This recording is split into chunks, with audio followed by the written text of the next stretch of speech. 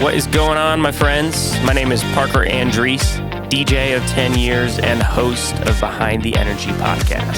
I've been able to meet some pretty awesome people along the way, and we're bringing them on here to go behind the energy, sharing their stories, lessons learned, and shine light on some of their major milestones. If you're into DJing, the event industry, or entrepreneurship, I think you'll dig the show. I really appreciate you being here with me. Now that we've set the table, it's time to jump right in and get started with today's episode. All right, this is nothing but a podcast. Let's get a clap, Jon Jon. Yeah, give him a clap. I'll give you the clap, dude. Sorry, inappropriate. Cut it. Ladies and gentlemen,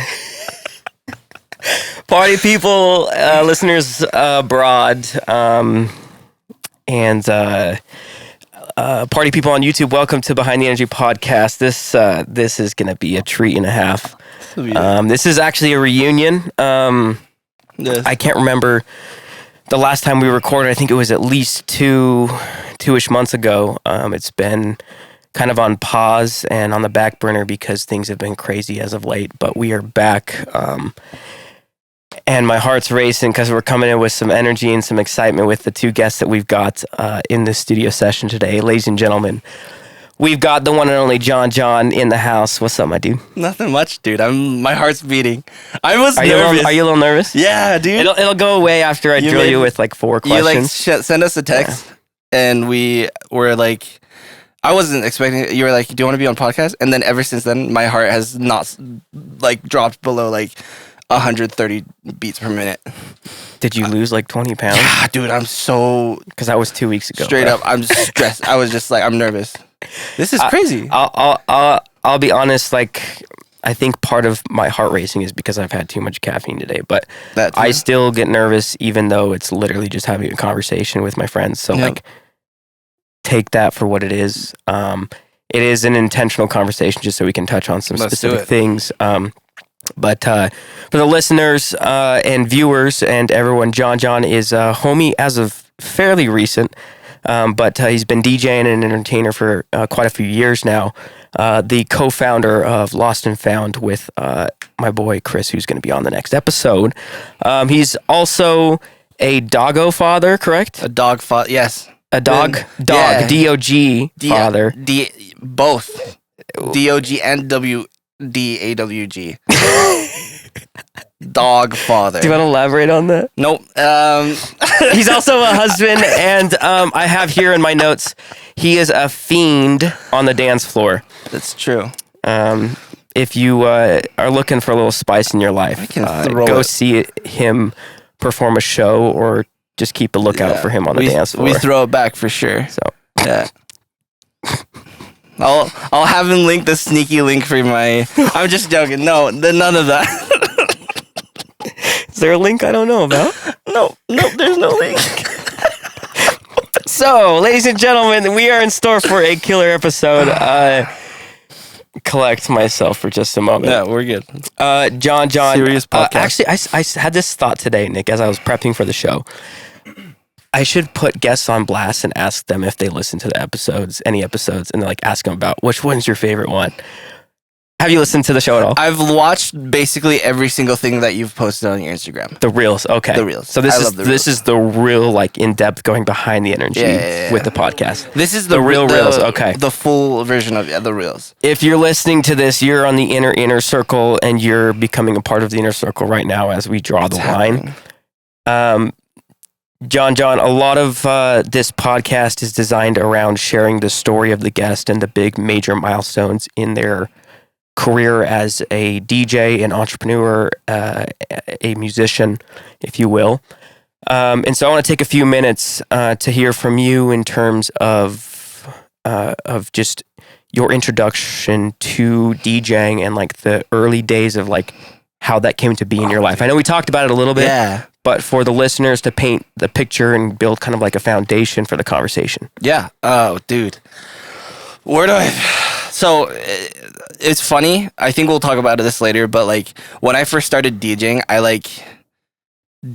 literally just fell into it. It was not intentional. I think we'll get into more of that later, of course. But so I served an LDS mission. And when I came back, my brother was literally like, hey, I have all this gear because we threw parties. And then... Wait. In high school? So you and your brother? No, so he has all this gear from him and his friends throwing parties. But none of them DJ'd? None of them DJ'd.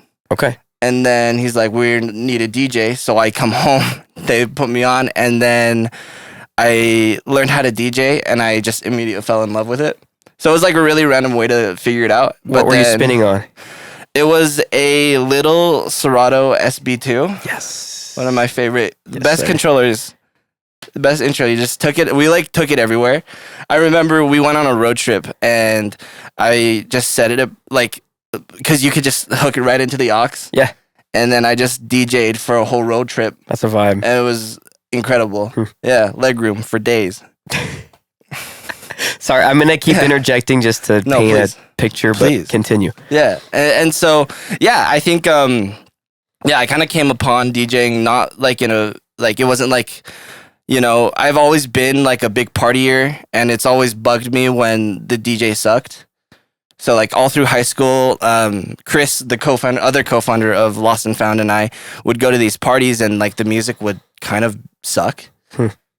And the DJs would talk too much, or like there was always a problem that I had where it was like the DJs wouldn't let us open a circle and dance, like these kind of things. And so it was like I wanted to come at it and kind of change the party culture and kind of this event, like especially down in Utah Valley, where like it felt like there wasn't a lot of appreciation for the music that I resonated with the most, if that makes sense. And so, it was just like, it was weird. I started DJing, and then the vision of changing that came, right? If that makes sense. So okay, so you had always been going to like these dance parties, and then when you got back from your mission, and your brother and his crew, his friends, were throwing parties, but they needed someone to kind of be the one to facilitate the music and the atmosphere. Yeah. You were eager to jump in that role because you saw opportunity to make improvement. Oh, yeah. Okay. Yeah. Okay. That's about it. So were you actively hosting events with your brother and his friends? Were you booking private events? What did the first little bit look like? And when was this? Yeah, so this Give us a timestamp of when that was. Back in, 2018, I think? I started I started everything in 2018. At that point, I was kind of like just floating around. I knew that I liked EDM. I also had the opportunity to like DJ for like some of the bigger party event companies down there, so like the Tribe and Young and Dumb and Ricky Barrera, those kind of bigger names down there at the time. And I was able to kind of get the exposure of like learning to work a crowd. And then that's when I started doing more weddings and private events and then I kind of got, I guess, moving forward into like 2019, 2020 is when I like kind of hit full stride. And that was where I like decided I wanted to drop out of college and start working. And then I was working and DJing, and I was like making pretty good money, and I was about to go full time with it and quit my day job, and then COVID hit. And like all of my summer bookings just fell through. Everything got canceled. I didn't have a really good system to like protect myself from all that. And so my life kind of was just like, I don't know what I'm doing. And so post 2020 and post COVID, I had kind of like, I started dating my wife more seriously. And so it was like kind of like music and DJing and this like partying kind of took a stop, like took a backseat on everything. And I was literally like really, really close to like selling all my stuff and then just like having a full-time job and trying to be married and focusing on these other things in life. And then I DJ'd. This was like my last event was gonna be like this high school party, and so I actually DJ'd with my friend Chris. And after it was just like we brought like our whole setup. So like we had all of my subs, all of my heads, all of his heads, all of his lights, a huge projector, and like it was not the vibe. Like the high school students. I mean, it was fun. Like we people like they danced and we gave them a good time, but it was just like I didn't feel super fulfilled.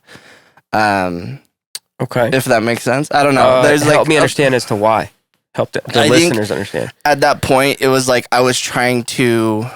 This was like post 2020, so I was trying to like. I was at this crossroads where I was like, okay, do I sell my stuff and move on, or do I keep trying to build up my client base, build up these parties, and go DJ these parties? And so that was kind of my effort at like getting gigs, and I was kind of like I lowered my prices. I started playing more gigs just to play gigs, and I was playing a lot of these you know weddings where I feel like I wasn't being super respected. The passion that I had for music wasn't being appreciated in a way that that I like I didn't see the fire that I had, and I wasn't giving myself a platform to share who I was artistically. And when you're like stuck on these with these like gigs that nobody really wants, where you're like kind of playing a Spotify playlist, playing music that you don't really understand. I think one big part of it is like being 25 and just like I had them send me these high schoolers send me a bunch of song requests, and I didn't know a single one. And that was the worst thing. Like I'm like I really fell off. I know what you're talking about. I peaked in 2018, 2019, where I knew all the good new music. I knew how to play with that. Obviously, my passion for music never went away, but my passion for performing music that I wasn't in love with, that was never really. There was the misalignment. Yeah, got it. And so it was this kind of fast forwarding or moving back to that high school event. We played it. It took us hours to set up, hours to take down, and it was like super late. And Chris and I went to like some restaurant that was open at midnight wherever we were. Did you host the event, or were you booked out? We were booked out there. Okay. Yeah. Okay. And I like sat down with Chris and I say like, dude, honestly, I've been thinking about this for a while. I'm trying to get married. I'm finding success in my other like jobs. I'm thinking about selling all my stuff. And then he goes, we could do that. You could do that. Or let's take one just like Hail Mary run. There we go. And we recreated this brand that we thought of a long time ago called Lost and Found. And kind of the second time around, Lost and Found. The first time we made Lost and Found was back in 2018. I think we just wanted different things, different goals, and nothing ever came to fruition. But this is like a lot of material. No, this is great. This is great. I'm connecting the dots, and I'm also making mental notes in terms of things we can touch on again. Yeah. Can you take a moment and help me and the listeners understand the inspiration for Lost and Found, what that is, and where the name came from, and then jump to a little bit more current of what Lost and Found is today? So, Lost and Found, the original thing that we created in 2018, was based off of, the name was kind of arbitrary. I just thought it was a cool name, and because my brother's group that he threw parties with was called the Upstairs Crew. And it was just like, it wasn't, the name didn't have any, like, a lot of meaning. Maybe to them it did, but like, I just thought it was like, Lost and Found is a coolish sounding name. Let's make a song. And then I think where we implemented that name was instead of buying a ticket, you would just bring an extra shirt and we would exchange shirts. You would walk out with a new shirt at the end of the party. Like somebody else's or a lost and found shirt? No, somebody else's shirt. It was stupid. I think it's kind of cool. I personally wouldn't want to bring one I want to give away unless it was like a marketing material or something like that. But also, we were just also are working with different comfort levels. Yeah, we were just like, okay, you don't know how to charge people for this, so bring a shirt. I thought it was like, bring a shirt and we'll donate it. Yeah. But no, we thought like we could make a sustainable way for. We thought it was going to be simpler than it was. That it would be a sustainable way for their entry, like that for sure. You would walk out with someone else's shirt. So it was like stupid. Were you checking shirts as they were making their way out? Yeah, like this one's a good shirt, dude. No, go to the bathroom now. Yeah, go to the bathroom, switch right now, or punch you in cutting your wristband off. I'll punch you in the throat. I swear, Chris. That's when you come in and slap him. Okay, so this concept didn't work. Okay. I think, I was just young and immature, and I thought, like, man, this is what innovation is.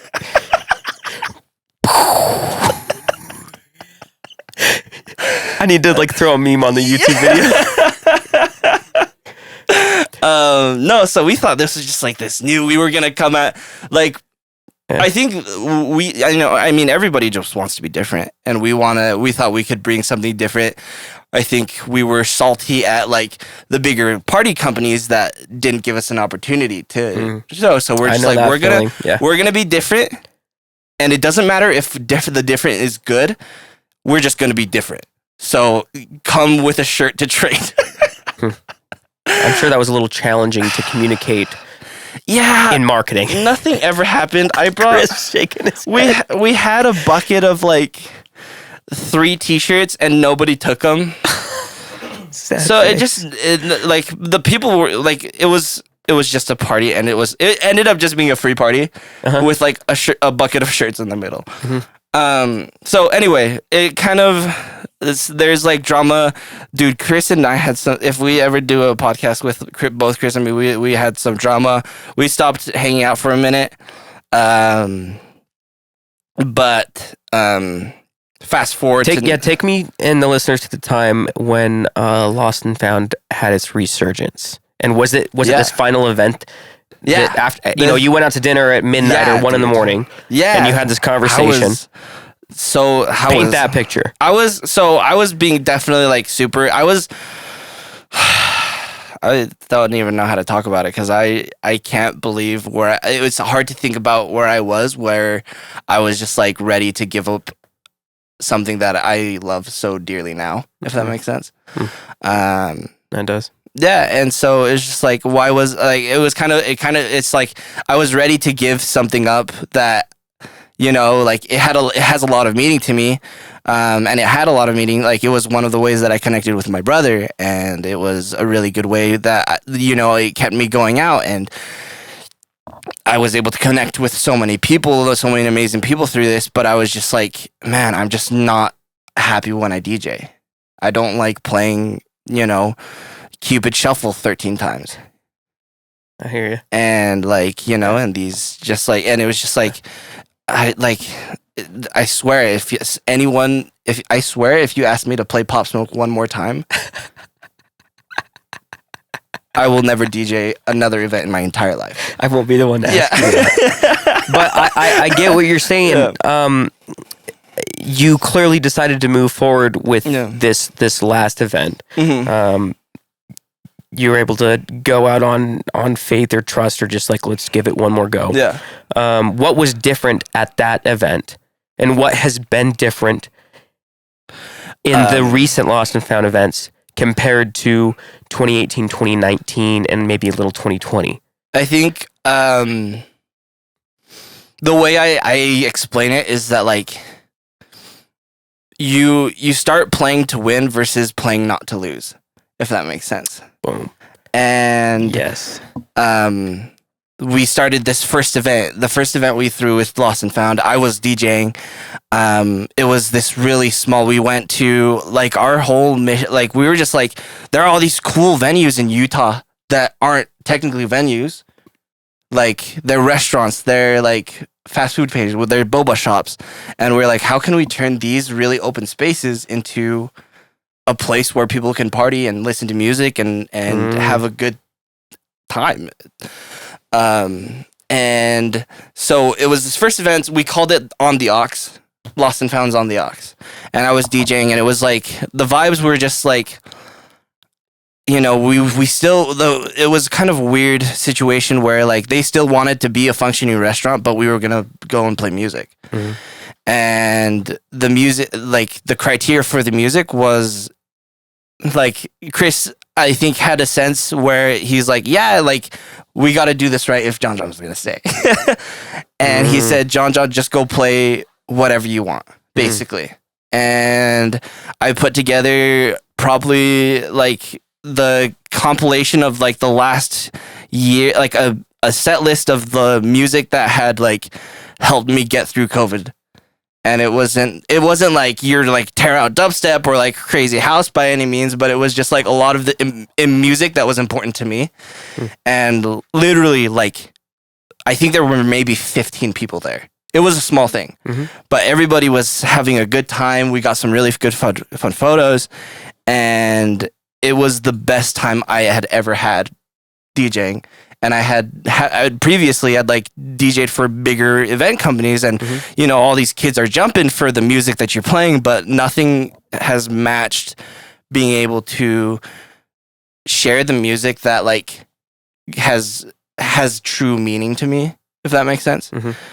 And so that was kind of where Lost and Found kind of takes off, where it was like now the name has meaning, where it's like there was this lost like passion and this lost fire, and now it's found again. And we wanted to kind of create an environment where people can find and live in the way that they truly live, in the way that's in line with their values, basically. And that's different for everybody. Yeah. How are you? I mean, sorry, and I don't mean to rush it, because we maybe have like 10 minutes left. No, for sure. Believe it or not, it's been like 20 minutes. Dang. So, sorry, where we're at is, you know, that's different for everyone, and I feel like I'm understanding the angle in which y'all are approaching Lost and Found, but how are you facilitating that kind of environment when that environment is different for everybody?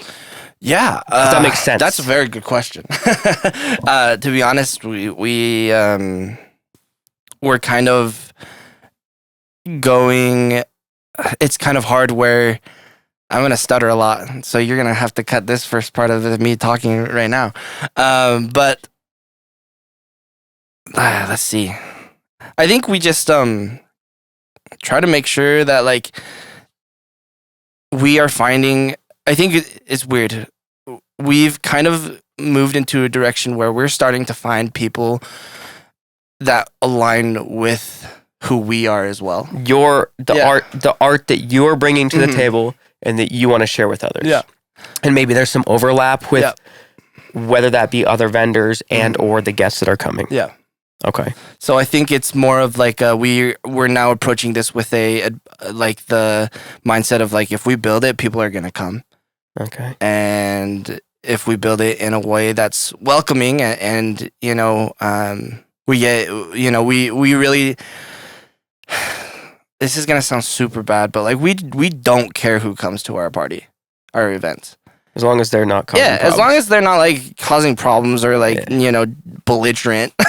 But like, I think we just want, you know, like there's this huge community that like, it was really cool when we made our first Lost and Found Instagram post. We got like 20, 30 DMs just from people who are like, oh my gosh, I've been looking for something like this. We love the aesthetic. We love what you're doing. They came out to a show and then they told all their friends about it. And it's just like this underground community of people who enjoy not top 40s music. And like all these people are coming out of the woodwork and now we're getting DJs who, you know, play these bigger parties in Utah and say, I've been feeling what you've been feeling, and would love to have the opportunity to play at one of your shows. And so, yeah, I think it's just like we come at this, and it's just like if you do something that you love, and if you go at it with, you just believe in it as much as you can, and you spend all your time, you spend your time trying to curate it, then people, no matter how you do it, if you do it for long enough, then people are going to come, and you're going to be able to positively affect someone. I love that. I feel like I may repeat myself on this show, but I feel like a lot of people don't give their goals or their passions enough time to generate traction to see like the growth. Yeah. And they are expecting like immediate results, and that's not generally how things work. Yeah, that's definitely been something that we had to learn. Definitely like we've had a couple of parties where we've had maybe 30 people come out, and we've like done the most amount of advertising that we've done, like we've put money into it. Exactly. And so, and that's okay. And that's what we're learning is, I mean, it's like super cheesy, and everybody knows like you try and fail upwards, but it's way easier said than done. Yes. Yeah. Yes. Talking Lost and Found more current today, or even, so we have Lost and Found, the last year and a half or so, and then also your own personal DJing. Yeah.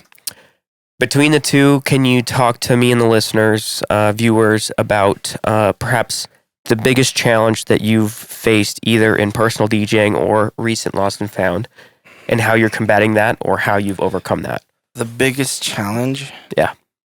Whew. And it may pertain to a lot of what we've been talking about one-on-one the last couple months. Yeah, I think, dude, balancing everything is super hard. Wanting to be the best person for your company, Lost and Found, and trying to kind of push the envelope with like my personal brand, and DJing private events has been a really interesting thing to navigate, because at one point I was like, what if I just merge all of my personal gigs into Lost and Found? And that just like didn't work, and it was causing more stress. And yeah, just finding balance where it's like, okay, now I need to have a day job. I want to be a good husband. I want to be a great DJ. I want to be a good event planner, as well as like the best personal DJ that I can, and it becomes super overwhelming.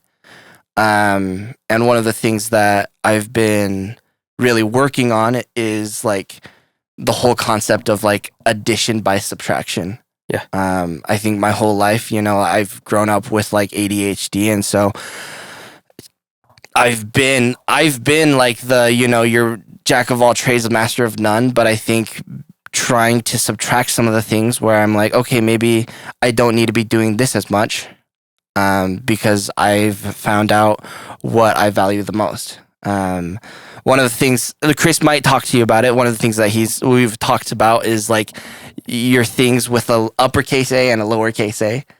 And the things with the uppercase A are the things that you love doing. And so for me, that's like, being a husband, being a musician and a creator.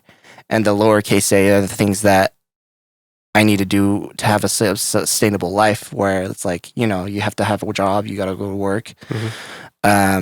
And kind of putting those down and making sure that like at the end of the day, I'm doing things for my uppercase A's. There you go.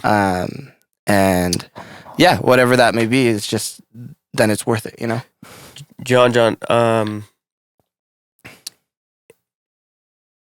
are you or have you been putting structure around being able to determine the differences between the uppercase and the lowercase, and how you're spending your time within each one of these commitments? Yeah. Yeah, I think this is actually something I've been trying to learn recently. It's something that we've talked about outside of the podcast. This the whole idea of living like man, I wrote it down but I'm forgetting it. The quote? The quote, yes. randomness. Yeah, if you leave your growth to randomness, you'll be mediocre. I don't know. That's how my dad would say it. This one is from Brendan Burchard. If you leave your growth to randomness, you will always live in the land of mediocrity. Yeah. Yeah. So I think that's where the question comes from. Yeah, and so that's been the number one thing for me to learn. I think, dude, it sucks. But if I could, if there was one period of time that I could redo, it was COVID. I was furloughed. I had unemployment, but I look back at it and I feel like I wasted every single second of it. You know, that's not, I hear you. Mm-hmm. I say because that's in the past. There's nothing you can do about it. Exactly. But I think it's moving forward. I can be so much more intentional with my time. Being able to, sit down and say I don't play games. I played literal video games for 8 to 12 hours a day over COVID. And I kind of catch myself. I can start seeing these patterns, and I think it's a big practice thing where it's okay, now I start to get my mind starts to work more and say, hey, you shouldn't be doing this after I've been playing games for an hour. And so that control and kind of making time to be better and saying, hey, what can I do to work on the things that I actually value? I love it. I'm going to go, on a walk with my wife and my dog. Yes. I'm going to go stare at Ableton. I suck at producing, but I'm going to at least have it open, Even if that means me sitting in front exactly and listening to the same loop for 30 minutes or whatever. Yeah, okay. Exactly. Okay. Or I'm going to get my stuff out and I'm going to create social media. That's one of the big things that I've been wanting to do is that I think that one of the things that I've been lacking in my DJing and my performance is that I want to be able to share who I am. I'm a silly, goofy guy, dude. No, yes. No, but I think one of my favorite things about myself, is that I feel like I have a fun and I think I'm funny. I laugh at all my jokes. It's hilarious. You are a funny dude. Dude, I was 3 weeks ago, I was staying up way too late and I came across your page and I was looking at all your reels. I'm like, oh my God, this dude is on one. You probably saw my likes at 3 a.m. or some shit. You're like, Parker, what the hell are you doing? He was like, you up, dude? Do you remember? Yes, of course. Okay, sorry. No, I loved it. You are a very funny person. No, and I'm glad that you laugh at your jokes because you're funny. But yeah, I just try and that was one thing that I've kind of wanted to do is that if I want to, create a personal brand, I want people that hire me to know that they're getting all of me. Being intentional in creating that personal brand. Okay. Mm-hmm. Okay. And I'm trying to connect the dots. Got it. Yeah. Sorry, that was kind of a jump, but you're good. That's the ADHD, dude. But yeah, I just if you do the things you value, then it's so hard to find what you value. It's hard to figure out what that is. And it definitely takes time, but that's when I've discovered that I've been happiest was where, I'm living intentionally. I'm not just, playing video games. I'm not letting the wind take me where it goes. Mm-hmm. But I am actually spending time and trying to be better in the things that I want to be better at. And I've definitely felt the improvements.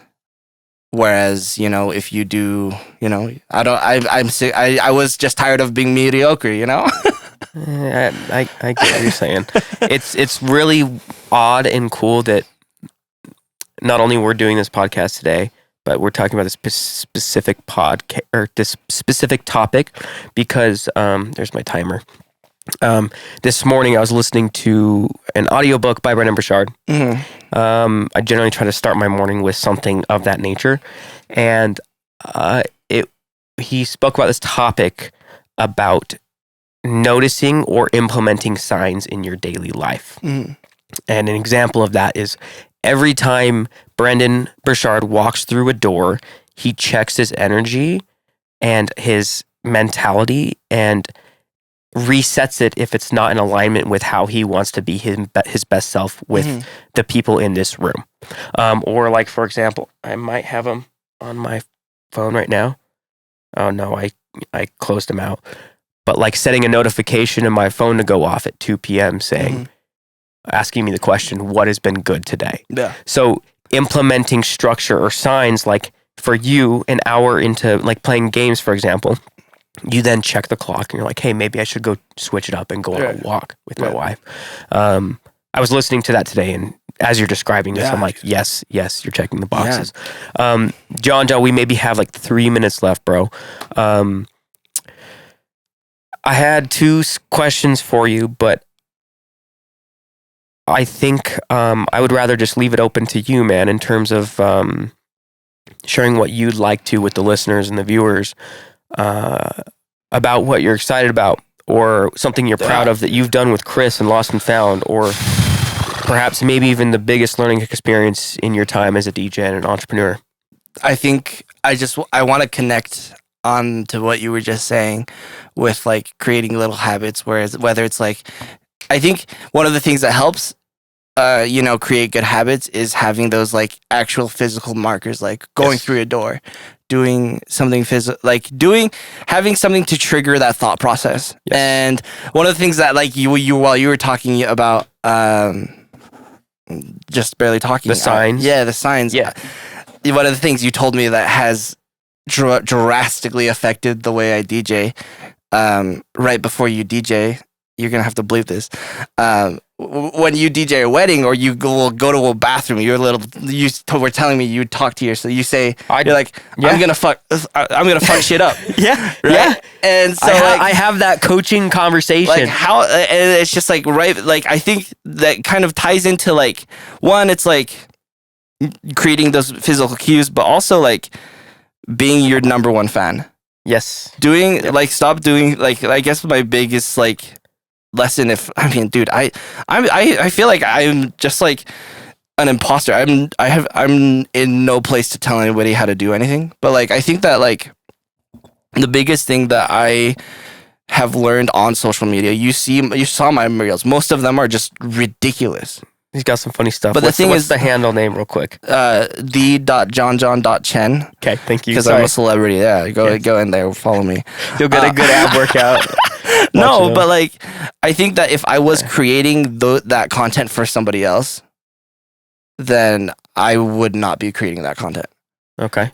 But I think because I have those moments where I'm like, dude, Jon, you're hilarious. I tell myself, before I post it, I'm just like, I close my eyes, I'm like, you're funny. And then I post it. Like, this is funny shit. Yeah, this is some good, high quality content. And so it's just like if you keep living for other people and you do things because you want to be someone that you think other people think you are, I think you either don't put anything out because of anxiety, or you just put out things that make you feel like boxed in. And so when you can be your biggest fan and you're going to do whatever you want and post whatever you want and share the things that you think are funny or share the things that you think are awesome, then like, I don't know. I feel like my life has been a lot better when I stopped caring. And I'm like, rather caring more about what fills your cup. Exactly. What brings you joy. Yeah. What gives you meaning and purpose. Exactly. Bro, I know I've only known you and Chris for a short amount of time, but I feel very strongly as you continue to lean in that, you're just going to go. Oh, yeah. You're just going to be finding yourself in your own lane, cruising and cruising. Yeah. And if you keep doing it, it's all about consistency. No, I'm not going to have, results right away, but if you keep doing what you're doing, then someone's going to see it. And it's all about, being positive and creating a platform and an environment for people to enjoy, I guess. Yeah. You're being your genuine self, and people can see that and feel that nowadays. Yeah. Especially with technology. And I think people can appreciate that too. So thank you for being your genuine self and keeping it real and going behind the energy. Thank you for having me on, dude. On the show. My D-O-G-G. My D-O... I'm sorry. I think we probably cut out half the show in terms of You're good. topics and questions, but we do have to keep it in this time frame. I love it. That just means I'll be bringing the Energy podcast featuring Jon Jon Part 2 is gonna Jon, you're killing me, Smalls. Dude. You're killing me. You haven't listened to an episode and you just called it the wrong name. We're going behind the energy. Bringing the energy is the slogan for Alive Entertainment. This is facilitated and hosted by Alive Entertainment. Written down. But we're going behind the energy to talk about your story, brother. Behind the energy. Listen, this is a commitment from Maybe it's a branding issue. Here's the thing. This is a commitment from me and for all of the listeners. If you've made it this far into the episode, you're going to go. This is what, 54? Episode 54? Yes, it is. You're going from episode 1 to episode 54. The first couple episodes are not that great. It's fine. You're going to listen to all of them. Me too. I'll start it. I'll see the numbers. Next time you see me, I'll have listened to all 54 episodes. That's a lot of hours, bro. Yeah. That's a commitment, dude. Yeah, dude. That is a commitment. My face hurts from smiling. Ladies and gentlemen, Jon Jon Chen's in the freaking house. We just went behind the energy.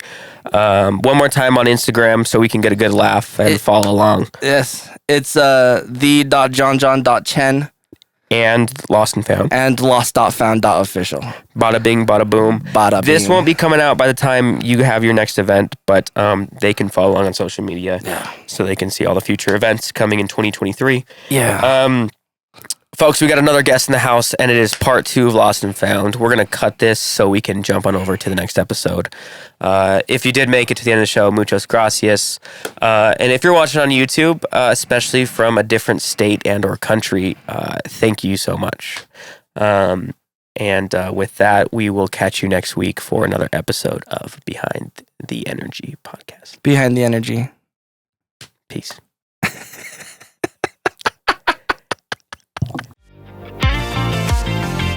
That is a wrap. Thank you for listening and going behind the energy with me. If you loved it, thumbs up it. You can follow me on social media at Parker Andriese and check us all out at bringingtheenergy.com. As for now, we are signing off, and I'll catch you next week for another episode. Peace.